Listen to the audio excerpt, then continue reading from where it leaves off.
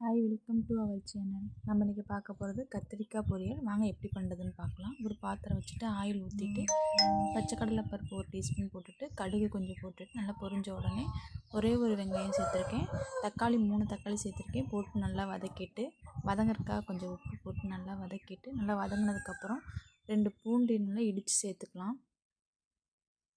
அதை நல்லா வதக்கி விட்டுட்டு நல்லா வதங்கினதுக்கப்புறம் கத்திரிக்காயை சின்ன சின்னதாக நறுக்கி போட்டுட்டு அதுக்கு பெருங்காயத்தூள், மஞ்சள்தூள், உப்பு, வரமிளகாய்த்தூள் 1 டீஸ்பூன் போட்டிருக்கேன். உங்கள் காரத்துக்கு தகுந்த மாதிரி நீங்கள் மிளகாய் பொடி சேர்த்துக்கோங்க.